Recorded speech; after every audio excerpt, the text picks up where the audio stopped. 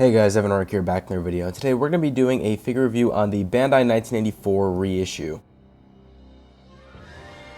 Now to be clear, from what I can remember, this is a 2022 reissue of the Bandai 1984 Godzilla. The original one is a memorial box, which obviously is not this one because I also would have the green shade on the chest here. And that figure is also ridiculously expensive. I remember having to buy a bootleg of the 1984 Bandai because I knew I just couldn't afford like a $180 memorial box figure. But I ended up getting the reissue, because this just satisfies me enough to say I have a 1984 figure. Now let's get straight into the pros of this guy.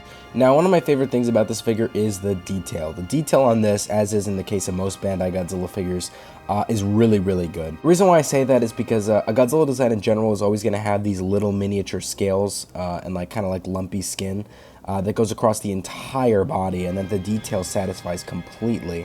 By that I mean like these markings that you see going across the legs. Detail on the spines is pretty good. Facial detail is also really good. Definitely gives that reminiscent look of the 1984 Godzilla design. So yeah, detail on this figure is really good. Let's get into the next thing I like about this figure.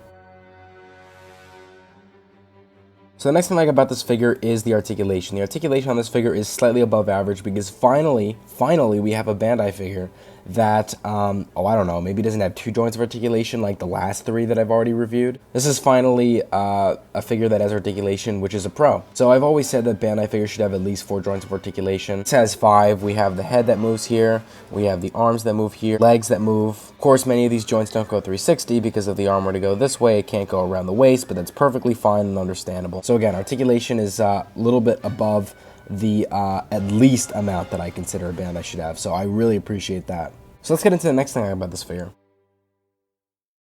So the next thing I like about this figure would be the paint job. Now the paint job on this figure is really just solid average. The reason why I say it's a solid average is because Godzilla designs in general aren't really known to have any colors that stand out, and that would make the paint job really good. It really is in the end just black and a black-gray transition and just white, and the white is for the tip of the spines. The black-gray is kind of in the center where it tries to fade in from the white to the rest of the black, and that's kind of just how it is all around. The only other color is the red for the tongue, but that doesn't stand out very much just for the reason that, you know, it's kind of a darker red. So again, paint job on this is really just a solid average. There aren't any paint scuffs, and it does match the design quite thoroughly, so I can't really complain about the paint job, but I wouldn't say it stands out in any particular way. So let's get into the cons of this figure.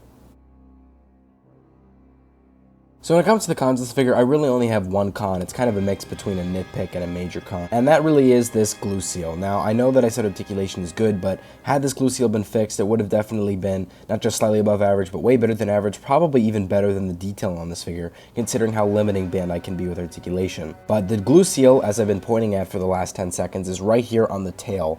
This would have given it 6 joints of articulation had it been able to move, and I always hate glue seals. I've never really understood the point of them, so every time I see one, I just see it as just this limit, this kind of like hard limiter on a Bandai figure to make it better than it already is. So not really a big fan of that. Had they fixed that glue seal, I think the articulation would have been much better, and I would have respected it way more. So in general, I would rate this figure a solid 9 out of 10. It really is very good, and as far as the Bandai reissue is concerned, it allows people to actually afford this figure because I believe it's $30 or $40 now, compared to the memorial box being easily $170, $180, even $200 at some points. Again, would recommend you guys get it. Hope you enjoyed this review. Like, comment, subscribe. See you guys later, and bye-bye.